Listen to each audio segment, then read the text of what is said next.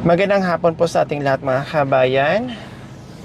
Meron pong nag-minsay po sa atin, no? Humingi ng konting pabor at ito po yung kanyang mensahe. Sana po Madam Lori mapili din po ako na mabigyan ng kahit konting tulong. Isa po akong single mother at PWD. May dalawang anak at nag-aaral po sila grade 12 at saka grade 10, no? Dahil may fracture siya po mga kabayan at hindi na makalakad. So ito po siguro ang naging sanhi na nagiging PWD siya mga kabayan. So single, no? Paano niya mapaaral at masustentuhan yung mga anak niya? Siyempre nag-aaral po ito mga kabayan, no? Paano yung pangangailangan nila araw-araw? Paano yung hanap buhay? Sino ang nagbibigay? Sino po ang sumusuporta dito? So, kumustahin natin si ate kung ano nga ba ang nagiging dahilan kung bakit nagiging PWD siya. Ito ba ay inborn o may dahilan? At paano niya makakayanan itong mga anak niya na nag-aaral? Kaya tara mga kabayan, akala ko hapon na pero 11, 12 pa lang po mga kabayan, no? Dahil napakainit na pag ganito kasing oras, 1 to 2 or 3 hanggang 3, napakasakit talaga ng init. At kahapon parang nag 50 kami degrees, no? 50 degrees Celsius yung init. Super init po talaga mga kabayan, kada ang daming na heat stroke ngayon. Okay, so ayan, nakasalamin tayo mga kabayan. May eyeglass kasi nga sabi ko nga yung kabilang right side ko, right eye ko ay tumaas yung grado. Isa na rin nag-cause itong init, no? Dahil itong mga last few months hindi na ako nagsasunglass, hindi na ako nagsusuot ng sunglasses mga kabayan. Kaya ngayon ay talagang check up ako ulit, no? Dahil sa sobrang init, sumasakit yung mata ko. May baon-baon ako ng sunglasses at saka eyeglass, doble na. Pero ito na mga kabayan, anong tawag dito yung pag ganito ay clear siya, pero pag nasa labas ka ay nababago yung magkukulay black itong salamin ko. May tawag dun nakalimutan ko lang. Okay, sige, puntahan natin, kumustahin natin. Mga kabayan, napansin nyo, nag-iba yung kulay, no? Nag-black na siya pag nasa araw, kaya nakakabuka na yung mata ko, hindi na yun nakapikit na ganyan. So nandito na tayo mga kabayan, yung padaan po. So nandito na tayo, silipin natin. Ay,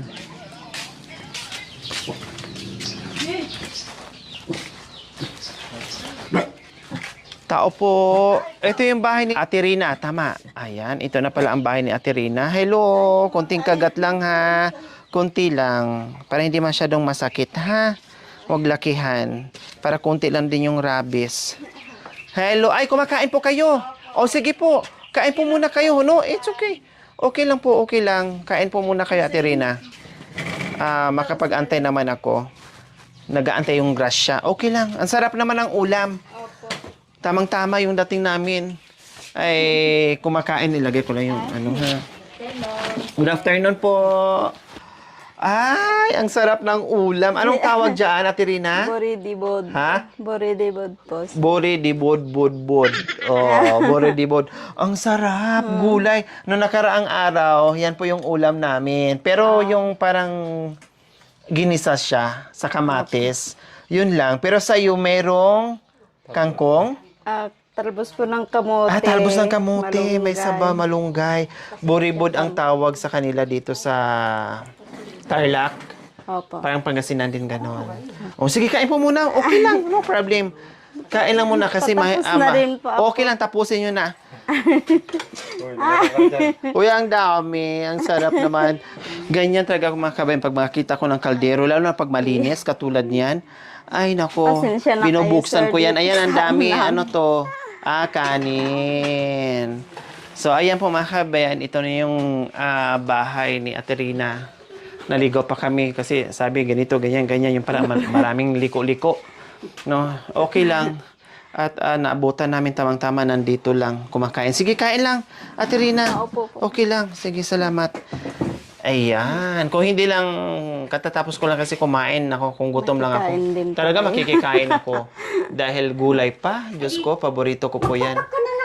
Busog po ako, nanay. Hindi na po kaya. Bloated na po yung tiyan ko. Opo. Busog na po talaga ako. Tapos plus, maya pa inom ng tubig din, napakainit po. Ay. Sobrang init, Oo, di ba? Sobrang init.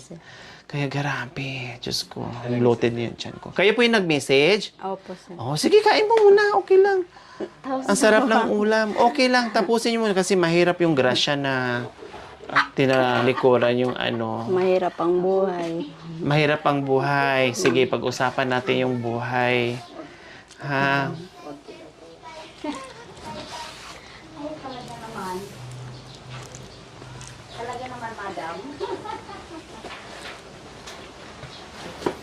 Ay, nako. So kayo dyan, kumusta kayo mga kabayan? Mainit po ba sa inyo? Kasi sa amin, hindi masyado. Hindi Sobra. masyadong Sobrang mahangin. Hindi masyadong nagbubugan ng nagbabagang apoy. Hindi ko alam kung saan nanggagaling yung init. Bakit ganito ka init? Diyos ko, hindi ko na kailangan pala pumunta ng disyerto. Kasi dito pa lang, feeling ko, nasa disyerto na tayo eh. Sobrang init. Kain na kayo, Ate Rina. Ubusin niyo muna yung kanin. Bago tayo magchika. Ang daming sibuyas, Ayan mo. Opo, pinamigay lang po yung... Oh, ang daming sibuyas sa katambag kaano dyan. lang po Nag-harvest. kasi dito. Pag tag-init kasi, ito yung kasagsagan din ng pakwan, sibuyas, yan. Kaya ayan, may sibuyas sila. Yung iba naman, yung malalaki, yung sibuyas, yung puti. Yun yung pananim dito sa Pangasinan or Tarlac. Aanhin mo yung marami kang sibuyas kung wala ka naman ding lulutuin. Aanhin mo rin marami kang lulutuin kung wala ka naman ding sibuyas, walang sangkap. Hindi pwedeng may mawala, Ate, no? Opo. Kailangan nandyan yung dalawa. Hindi pwedeng maraming sibuyas na wala ka namang igigisa. Oh, nahiya na kayo, Ate Rina. Patapos Tumigil na na po kayo. ako. Ha? Tapos na po. Oh, sige, inom po muna kayo ng tubig.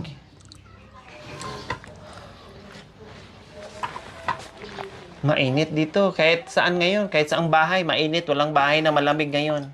Talagang mainit Lalo na po mainit. sa amin. Mga ma-aircon po. Kahit sa aircon ngayon, Ate Rina, hindi pa rin. Ako nga, nakatudo na yung aircon ko, pero maramdaman mo pa rin yung init sa loob ng bahay, sa loob ng kwarto. Parang hindi uubra. Okay, tapos na kayo, Ate Rina.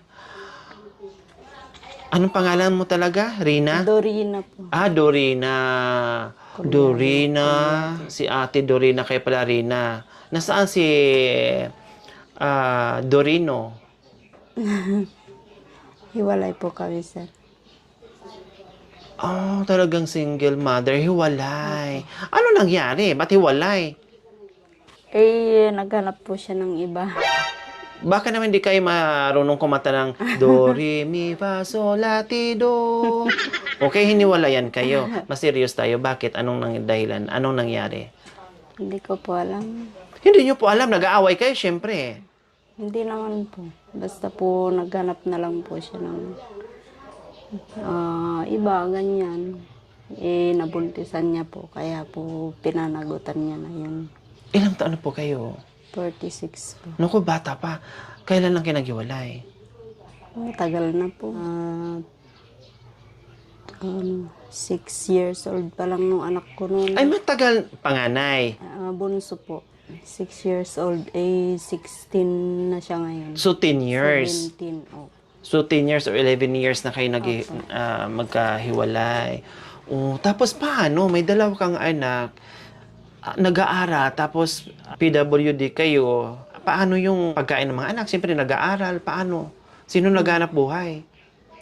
Umaasa na lang po kami sa bigay ng hipag, kapatid, ganyan po. Kapatid nyo. Opo. Tsaka hipag, mga hipag ko po. Buti mababait yung mga hipag mo kahit Wala sila, wala na yung asawa mo, mababait pa rin, nandiyan pa rin yung hipag mo. Wow, ha, bibihira lang yung ganyan, Natirina. Opo. Na paghiwalay ka sa asawa mo, pero nandiyan pa rin yung hipag mo, nakaalalay sa iyo. Di ba, mabait yung mga hipag mo. Kasi yung iba, pag halimbawa, hipag ka, and then hiwalay ka sa asawa mo, bahala ka na, parang ganun. Opo. Parang wala, naputo na rin yung obligasyon nila doon sa anak ng kapatid nila. So ano nga ba ang trabaho mo before, Aterina? OFW. OFW kayo, saan? Sa Malaysia po ako galing. O tapos? Nagbakasyon po ako. Tapos po, nag-pandemic po kasi noon eh. 2020. 2019 po, nandito po ako, December. Galing ka ng Malaysia. Opo. Nagbakasyon. Opo. Tapos pandemic na po yun ng January, di ba? Opo, hindi na kayo Ay, nakabalik. March, hindi na po. O tapos? Tapos po yung nung November po noon. Yun, na disgrasya na po ako. Nadisgrasya ka ng alin, ng ano? Tricycle po. Tatlo po kami mga babae. Babae din po yung driver namin. Anong nakabungguan ng tricycle? Van po. Oh my gulay. Tapos, Yun, anong nangyari? Anong nabali sa'yo? Anong, dito ko po. yung balakang? Yung sa singit po, naglihis po yung ano. Oh my God. Yung buto. Opo. Tapos, doktor, Opo. napaoperahan kayo. Hindi po kasi po sa hirap po ng buhay. Hindi po, wala pong gagastusin. Buti hindi kayo nagiging bedridden, nakakalakad kayo. Nag-bedridden po ako ng 1.5 year. Oh, matagal yun, ha? Ngayon, kahit papaano, Naka-recover naman po ako. Pero, yung bali ng buto yun nandoon pa din. Hindi naayos. Hindi po. Diyos ko, Ginoo ko. Nagbakasyon lang kayo. Nagbakasyon lang sana kayo dito sa Pinas. Dahil alam naman natin yung mga OFW natin, masaya yan sila pag yung nagbabakasyon lang. Yun pala, yung nagbakasyon ka, trahedya naman ang nangyari. Ilang taon na kayo nagiging OFW? Bali, pangatlong balik ko na po. Sa una po yung sa Kuwait. Tapos po Abu Dhabi. Last po yung Malaysia. So, nakailang taon kayo sa pag-abroad nyo? Bali, 5 years. 5 years. Kung hindi ka na-disgrasya, malamang ay nasa abroad kayo ngayon. Opo. Oh, grabe mga kabayo, no? Hindi lang nangyari sa'yo. Meron din akong kaibigan o kakilala na nagbakasyon lang din dito sa Pilipinas, sa Bundol. Pero hindi naman ganun tulad sa'yo na talagang sobra ang nangyari na balian. Ngayon, ano nangyari? Walang tulong financial yung nakabunggo sa inyo? Wala. Bakit? Bakit walang tulong financial ang... Kami po yung may kasalanan, sir.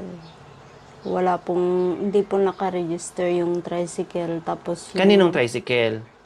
hipag ko po. Wala pong lisensya yung ano. Tricycle nyo din. Tricycle lang ng hipag mo dito, sa isa sa pamilya mo. Walang... Hindi po nakaregister. Walang papel yung ano, yung motor. Tapos wala pong Lisensya pa yung lisensya yung driver. Ganun ba sa batas? Sinabi nyo na sa doktor? Sinabi nyo na sa... May abogado na kayo? Nag-file kayo ng kaso? Hindi na rin po kasi po ano po, Wala naman question po kami. Nang Kami kini-question? pa po yung pinapabayad sa ano nangyari sa Sasakyan. sasakyan nila. Bago kayo nagbayad, kinonsulta nyo sa abogado? Hindi na po kami nagbayad. Parang wala na lang po para hindi na po maikaso. Makiariglo. Ang pagkakaalam ko lang ha, pag mga ganyan, sige, sabihin na natin walang rehistro yung sasakyan, walang papel yung sasakyan, walang license yung driver. So, ganito po yan. Nandiyan na tayo, sige, may pananagutan talaga si driver, may pananagutan talaga yung sasakyan. Pero may ano kasi nangyari eh. Mayroon kasing aksidente nangyari, mayroon kasing na sugatan, napilayan, katulad niyan.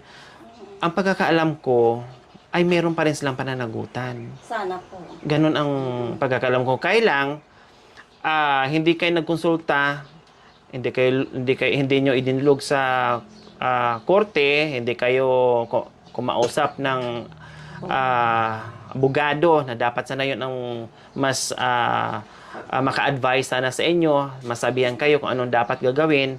Kasi iba yung pananagutan doon sa tricycle na kung sabihin natin walang papel, iba din yung pananagutan doon pagdating dyan sa ganyang kaso. O biro nyo, kayo na napilayan, no? At kayo na yung 1.5 year na naging bedridden kayo, tapos kayo pa yung nagbayad. Pero may mali naman din talaga kayo doon sa bakit kasi nilabas yung motor na walang papel plus wala pang lisensya yung yung driver. Pero pagdating dyan, meron din silang pananagutan dapat dyan. Ano ba nangyari? Bakit nabunggo? Anong nangyari? Kayo yung sumugod doon sa van? Bali po, makakaano po kami sana. Nasa linya po kami. Tapos hindi po nakakuan yung driver namin. Mabubunggo po sana namin yung kasunod po namin. Na tricycle? Hindi po, kotse tsaka yung Ford na open. O tapos? Inano po niya yung manibela, yun po ano po yung... Pagkabig niya, may makasalubong pala siya. Hindi po niya napansin. Oo. So, sa aminado naman talaga na Kami po yung... may kasalanan wrong nyo. way. Pero sa batas kasi, para bang, halimbawa, ito yung kotse na mali-mali yung sabihin na natin, hindi marunong sa daan, tapos sumunod tong kotse, kasalanan kahit sabihin mong kasalanan ng nauna, ikaw yung nakabunggo, kasalanan pa rin dito sa huling kotse na nakabunggo.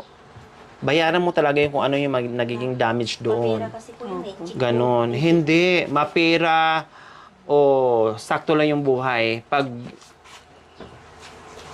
inano yun sana sa abogado, humingi kayo ng advice, matutulungan kayo. 'Di ba? Matutulungan kayo sana. Hindi yung pira-pira, hindi. May batas tayo na kailangan sundin. Kasi po hindi na namin naasikaso yung noon. Dahil priority po namin siya na inasikaso na po noon. Kasi talagang totally po siya. Kasi katulad ngayon, hindi nyo asikaso sa tagal na panahon.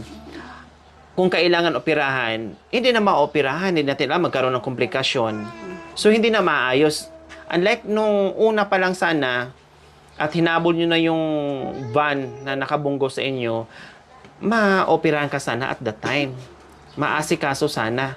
Then kung mag-file sila, kung mag-counter affidavit kayo, sasagutin nyo, may abogado kayo. Kung wala kayong pambayad, mayroon naman tayong PAW na lalapitan. Libre lang naman ang PAW. Ganun sana. Oo. Nagkonsulta kayo sa abogado, tapos priority yung, kahit hindi na yung sasakyan nasira, o sige, bahala na, kasi may pananagutan din kayo nun dahil bakit nilabas yung sasakyan na hindi pala, wala palang papel, plus walang nag-drive, walang license. O sige, bahala na doon. Ibang usapan yun. Basta ito sana. Kasi health mo na yan eh. Habang buhay mo nang dalhin yan. Imbis na makakabalik ka pa ng ibang bansa, hindi na. Dahil dyan sa, sa fracture mo. Diba? Hanggang ngayon, ramdam mo pa rin yung pain. Opo. Kasi syempre, sabi nyo, nalihis. Diba? Kailangan ibalik yan. Kasi ang dami ko nang natulungan na may mga ganyang case. No? Yung iba napabayaan din, inabot ng ilang taon.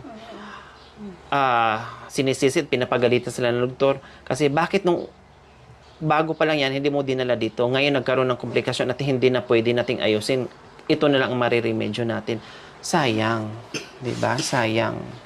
Ay, nako. Sana nasa abroad ka ngayon. Boss, ang mga anak mo, ilan ang anak mo, Ate Rina? 2 po sir. 2. Anong grade na? 11 po tsaka 12. 11, 12. Kumusta yung pag-aaral nila? Okay din naman po kasi po sa hirap po ng buhay. Kapos po sa mga Paano pag halimbawa meron kang Mama, kailangan ko lang ganito. Mama, kailangan ko lang ganito. May bayaran sa school, may GS sa school. Kailangan namin bumili ng damit kasi may GS prom na naman. Paano yung mga ganyan? Saan mo dinadaing din pag dumadaing sa iyong mga anak? Sa hipag ko po, minsan po nagbibigay din naman siya ng kwan nila. Pangbili, Sa ganyan amin po. po sila kumakain. Tapos yung halimbawa, yung budget, halimbawa, o sige, ito 1,000 good for 1 week, ganun ang ano, tapos ikaw na magbabudget. Tapos yung ano, sino nagsasaing dito? Kami po, ako po nagluluto. Nakakakilos po. kayo. Opo. Pero nung naging bedridden kayo, Tulong. sino ang nag-aasikaso sa inyo? Hipag Ako ko po. Ako po yung naghuhugas sa kanya, nagpapalit ng pampers niya. Lahat po, ako lahat. Tatai siya. O magpapaligo. Tapos tumira din po ako sa kapatid ko sa Nueva Vizcaya po. Malayo. Bakit ilang buwan kayo doon? Mga 1 year po. 1 year, tapos bumalik ka dito. Ito talaga bahay nyo. Ito po, Ito yung pinatayo mo nung nasa abroad ka. Nung nasa abroad ka ba, kayo pa ng mister mo? hindi na rin. Hindi na po. Wala na. Kaya siguro naghanap ng iba kasi wala ka dito. Parang ganon. Hindi po. Hindi naman lahat ha. Hindi lahat na nag-abroad na nagpapalit ng asawa. Kasi, pero, marami akong kakilala na nag-abroad yung misis o nag-abroad si mister. Ay, pag uwi, imbes na pamilya ang uuwian mo, nasa ibang bakod na umuwi. O minsan naman, uuwi si mister, galing abroad, ang madadat na nila, ay may mister na pala. Ganun naman din, no? Babae o lalaki, wala naman. Pero hindi lahat na. Ganun naman ang nangyayari, no? Hindi na iniisip yung mga anak nila. Ang hirap intindihin, ang hirap isipin na hindi nila iniisip kung paano magiging buhay ng mga anak nila. Ang hirap kaya. Ang hirap mag-abroad. Isakripisyo mo yung buong buhay mo, nandoon ka. Magtatrabaho ka, yung isip mo nandito sa mga anak mo. Kahit pagod ka, pinipilit mong bumangon o gumising ng maaga kahit antok na kahit pagod na yung katawan mo, gigising ka. Dahil ang iniisip mo, naging inspirasyon mo ay yung mga anak mo na nandito na umaasa sa iyo na nag-aaral, pagkain nila, lahat-lahat. And then pag-uwi mo, wala kang madatnan na asawa. Ano yun? Sa magkabilang bangko.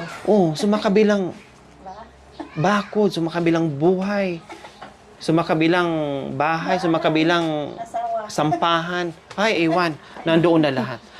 So, ibig sabihin, nag-abroad ka kayo pa ng mister mo? Hindi na po. Ay, hindi na. Ibig sabihin, dito pa lang, Alam ko na po na. alam mo na. Hiwalay na po. Kaya siya napilitan. Kaya nag-abroad ka. Yun yung naging strength mo na nagtulak sa'yo na mag-abroad ka kasi para sa mga anak mo. Tapos, kumusta? Tuloy-tuloy naman ang suporta ng mister mo kahit sabihin natin, sige, bahala ka sa buhay mo, basta ang anak mo ay paarali mo lang. Nagbibigay naman. Nagbibigay naman po. Hindi sapat. Hindi lang. Anong trabaho niya? Hindi sapat. Tricycle driver lang po. Tricycle driver. O hindi lang. Maganda naman trabaho, marangal na trabaho, basta masipag ka lang. No, pinili niya yung buhay na magkaroon ng pangalawang pamilya. Alam niya yung kakayanin niya o hindi, 'di ba? So, pinasok mo yung bagay na yan, kailangan kakayanin mo. Basta kumbaga hindi ka naman pipilit kasi mayroong ganun eh.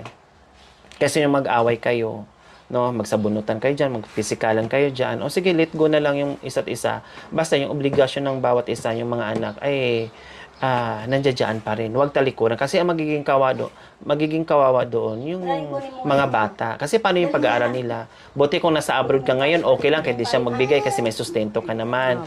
'Di ba? Kailan ngayon, hindi naman habang buhay na nakaalalay ka rin, or nakaasa ka rin, or maasahan mo yung hipag. Kasi siyempre si hipag may pamilya din, may anak din. No, hindi lahat ng panahon si hipag meron, hindi lahat ng panahon si biyanan meron. Paano kung wala sila?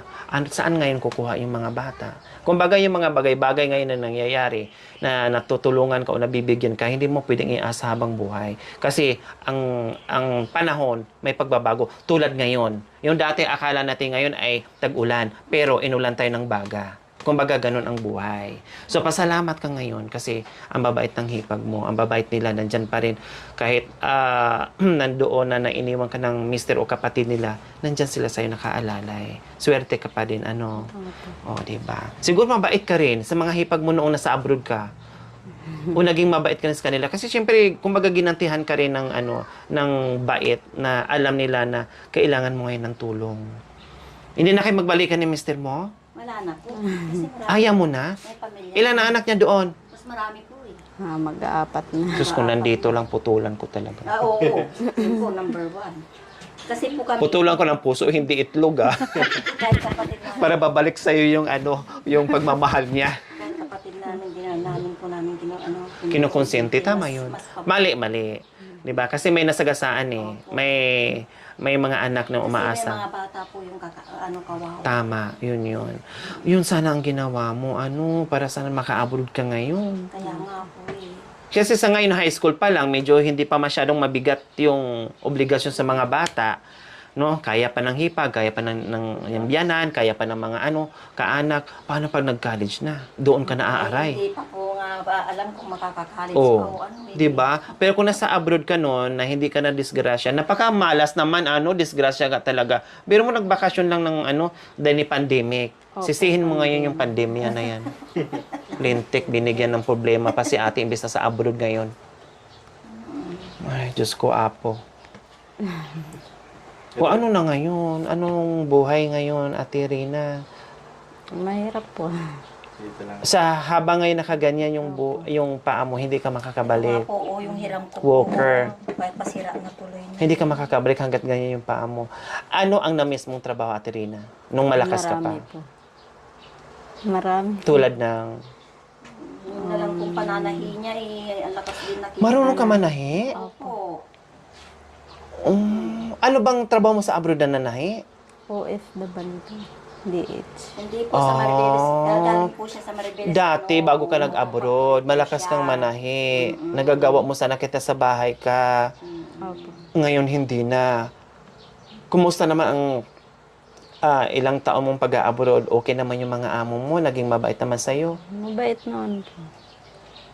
Hirap lang. Tiyaga, ganyan po. Alam ko ang sakripisyo ng mga OFW. Yung homesick ang kalaban nila. Masakit man sa kanila, kalooban na iwanan yung pamilya nila. Pero wala kang magagawa dahil sa hirap ng buhay, gawin mo yon. Kailan right leg yan, di ba? Ito talaga yung pwersa mo eh. Di ba?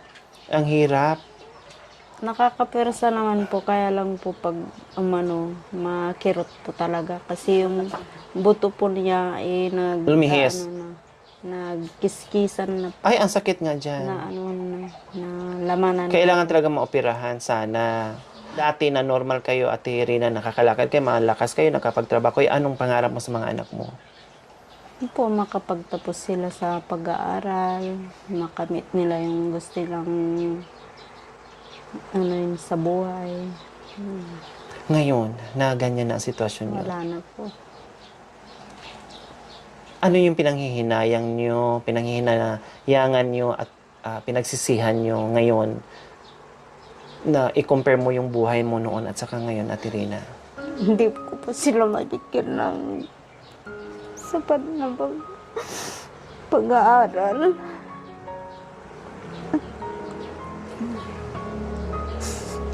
Kumbaga, parang laging iniisip, paano kaya ang magiging future ng mga anak ko? Iniisip ko po yun. Kumbaga, ang panalay mo ngayon ay kay God na lang. Opo. Parang bahala na ang araw na ibinigay ni God. Nandyan naman yung mga hipag ko, nandyan naman yung mga kaanak ko. Iyon na lang. Ang dating gusto ko mag-abroad kasi para mabigyan ko sila ng magandang kinabukasan. Pero yung taong nangarap sana para doon sa mga anak niya ay napilay. Kumbaga nawalan ng pag-asa si Ate Rina ngayon kung paano mabigyan ng magandang kinabukasan yung mga bata. Anong sinasabi nila, Ate Rina? Siyempre, sila nag-iisip din, lalo na sabi ng hipag mo ay matatalin yung mga anak mo. Talagang yan ay magpupursige sa pag-aaral. Anong minsan pag nandito, nagtatanong, Mama, di ka na ba makapag-aaral? Mama, paano yung pag-aaral namin? Mama, ganito. Hindi sila nagtatanong na ganyan, Ate Rina, sa'yo. Nagtatanong din po. Ang sinasabi Sinasabihan ko na lang po sila na kung sino yung matyagang anuhin nyo na lang, sundin nyo na lang para kayo makapagtapos. Unahin nyo na lang muna yung pag-aaral nyo para makanaos tayo. Sabi ko po sa kanila. Gaano kasakit, Ate Rina, bilang isang ilaw ng tahanan na gumagawa ng paraan noon? Sabi niyo nga, ang hirap ang abroad, pero ginawa niyo, tapos ito naman ang nangyari.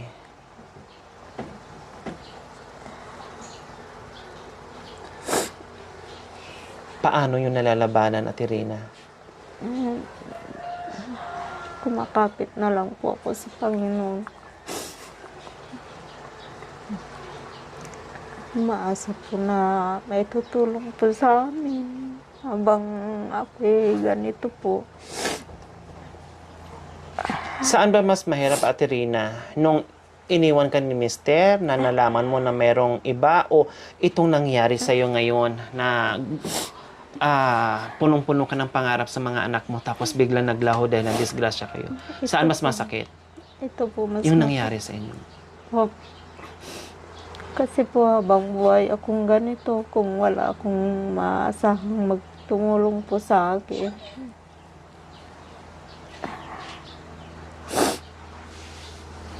Na-try nyo rin lumapit sa mga PCSO?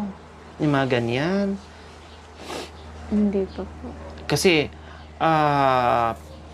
PCSO, matyaga ka lang pumila, ay talagang matutulungan kanila, no?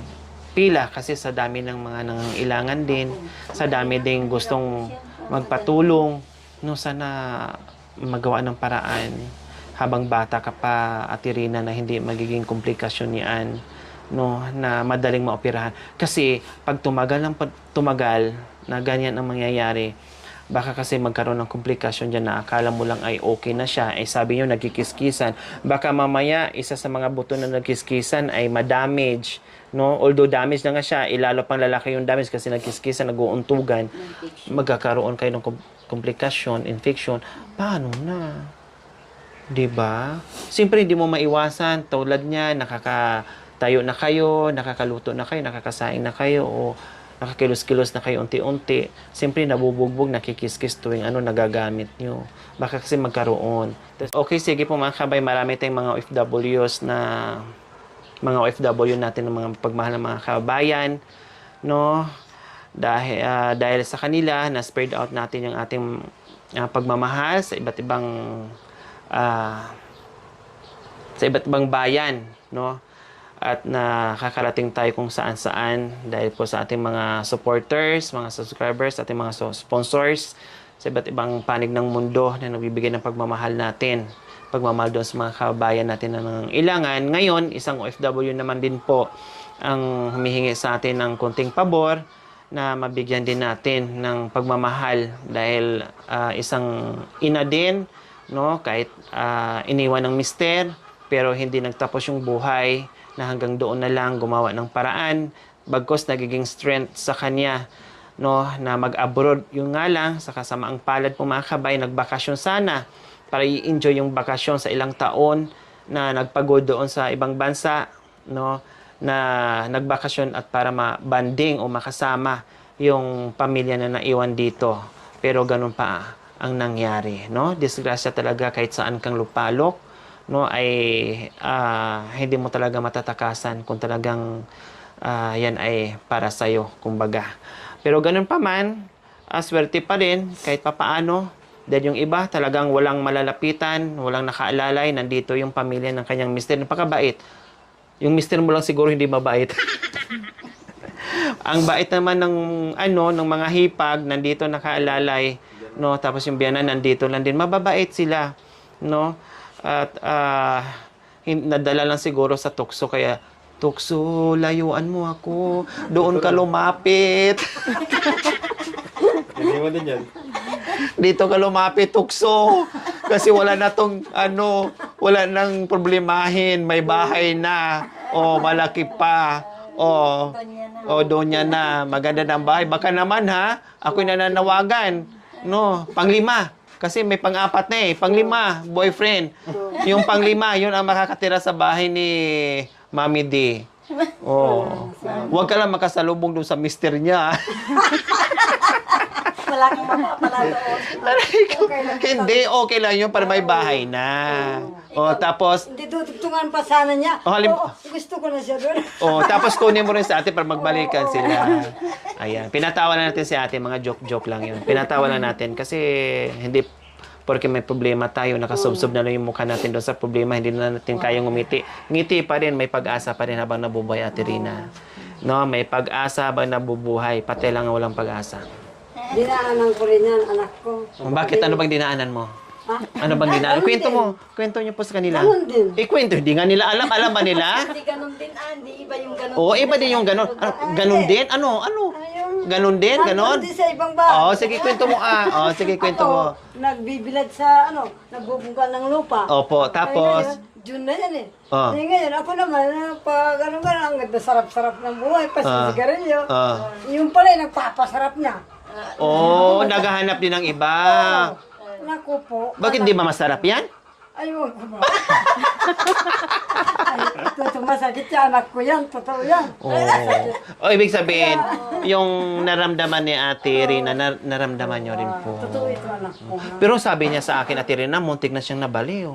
Nung panahon na yon, hindi na alam yung sarili niya sa problema. Buti kayo ay nagiging strength nyo pa na itulak kayo sa ibang bansa para masuportahan yung magulang. Mag-abroad siya. Siya muntik na nabaliw noon. Hindi na ako nakinatuloy. Natakot ako, lalo na nakita ko si Paul Contemplasyon. Natakot naman ako. Dito naman sa Pilipinas, marami na akong mayaman dito. Pero sa dami ng problema na napagdaanan ni Mami D, na akala niya wala nang katapusang problema, sa edad niya na 61 years old, nagkatagpo ang landas namin, o kahit papaano, guminawa yung buhay niya. Yung mga problema, yung iyak, yung mga luha, yung problema naranasan, kapalit naman ngayon, ay tawa, ngiti. Maraming ginalagang kapampangan na mayaman na anak ko, may buhay. Ikaya sa buhay. Ikaw lang nagbawi ng buhay ko. Totoo, anak ko. Kaya sabi ko, oo nga, no. Kaya sabi ko, okay lang magkasama kami araw-araw, wag lang magpalit mukha namin. Totoo yan. Kami sa pag nasasakyan kami, gaya magkatabi kami, sabi ko, Mami, magtalikuran na naman tayong dalawa. Kasi nagsawa na ako sa nagsawa na ako sa mukha. Oh, ang bait din kasi. Oh, tinan mo, akala mo hindi siya hindi siya native, hindi siya kulot. Ito lang buhok kulot. Pero dito unat. Kaya ang totoo, anak ko. Inikutan ko rin ng kalahati ng Pilipinas. Mindanao lang sa Kapisayang, hindi ko naabutan. 61 years old na po yan. Walang, Malakas, walang di ba ito. po? Talagang sige. Malakas. Mga 2 buwan lang ako sa unat. Kita naman ako pagdating sa bundok. Ganun ka lang, anak ko. Ang lakas. Nung naano namin natagpuan ko yan, ang lakas niya sa bundok. Kaya pag sa gabi, kaya nakaapat pa eh. Kasi pag sa gabi, magbungkal. Malakas na magbungkal sa gabi. Ay, nako. Pero siya dyan sa bahay, ayaw ko na. Maganda ka lang ng isang taon sa akin. Ayaw ko na siya. Ay, 62 ka na? 60 na rin ako. Magsi-60. Akala ko nga 50 plus lang kayo eh. Bata, pating na. Si Lola, ilang taon po kayo? 82. Wow! Mami D, 82 na si Lola. Oh. Kasi edad ng tatay ko. 82 years old. Pero ang lakas pa, oh. Akala mo, 59 lang si Lola. Ay, nako. Oh. Siya nga, ang tatanong ko ngayon, kung maghahanap pa ako, pwede pa. Wow! Bakit si mister niyo po, Lola? Namatay na. Oh, ang babae. Gulat pa naman ako. Ang babae, pag nagmamahal, may konsunada, ay nayayabot. Huwag mong dalawin, dadabog-dabog. Huwag mong sayuin, ay mabawagtol. Pag yung iniwan, hakapag. Mayroong pinata, may liniligawan sa tuwing kanyang pinapalit ng bahay. Nagdadabong na ayaw malapitan. Kung may pag-ibig na di niya malaman, ako ang babae. Nagulat sila na yan. Nayayap ko. huwag mong dalawin, dadabog-dabog. Huwag mong suyuin, ay nagmamatol. Pag yung iniwan, Ay, mawawala talaga yung problema po Opo, ninyo. ganyan. Wala kang problema kung Masaya ito yan. kasama ko dito sa bahay. Ay, Lagi oo. tayong nagsasayaw. Ako, nagsasawa sa akin yung mga kasama. Mawawala talaga ang Oo, problema niyo mawawala po na. pagkasama si Mami Din. Nagsasawa sila. Parang si Mami Minsan, Tunisia. Mami din. Si Mami Din, si Mami Mami Janisha. Tunisia. Nagulat siya, no? Pero kung nandito ako sa Pero bahay sugat namin, eh. wala rin akong problema eh. Intindi ng Oh, problema. halata nanay, kasi biro niyo po, oh. 82. 82 years old na kayo, awa ng Diyos. 83. Oh, mag-83, wow. Awa ng Diyos, ano pa kayo? Huwag Sana mong bigyan ng problema yung sarili mo. Ha? Kahit huwag mong bigyan ng problema yung Pero sarili wala mo. akong problema. Wala, ikaw lang may problema. Ikaw lang. Tinan mo nung iniwan siya ng mister po niya, Lula. Ang nangyari, tinan mo, 61 na bulok na kaagad. Kasi puro problema. Eh kung hindi niya naagapan kung nabaliw siya, kundi katawan-tawanan lang siya. Nandiyan na sana Oh. sa daanan na. Nandiyan na sana sa naniligawan. daanan. Oh, nagmurit-murit na, buti na lang naagapan niya. Naisip niya, ay hindi pala pwedeng magpakabaliw ako, kailangan kong kumilos. Oh. Sabi ng mga kapampangan, huwag ka na. Oh. Nasisira ka lang ba sa kanya? Ay, bakit? Ano bang, ano bang kayamanan niya? Ano ba yung gold ba yung tarugo niya? Kaya. Oh, Ikaw di ba? naman, sabi po. Nandito kami, Ate Rina, no? Sabi ko nga, ang ating kasama ko dito yung mga OFWs din natin na sa iba't ibang panig na tumutulong din sa channel ko para makabigay ng pagmamahal sa mga kabayan natin. Isa ka ring OFW, no? Kung hindi ka siguro naging ganyan, baka isa ka rin sa sponsor ko. No? So, pasensya na sa aming makayanan kasi sa dami din ng ilang araw-araw, no? Sa dami din nanghihingi, sa dami din nagme-message, no? Anuhan na lang talaga, una-unahan na lang talaga, hindi ko kayang maibigay lahat, no? Kung ano lang kaya ay yun lang po talagang maibigay ko at mapuntahan ko. Pasensya doon sa iba na hindi ko pa napuntahan, no? Lalo na pag malayo. Hindi po talaga namin mapuntan ito kasi Tarlac lang, Pangasinan lang kami, kaya nakakayanan ko kahit papaano. Pero yung mga tawid dagat na, yung malalayo na, no, yung sobrang layo na hindi na po talaga namin kaya pagpasensyahan. Malay natin, balang araw ay makakarating din po kami dyan, mapupuntahan din namin. Why not? Bakit hindi?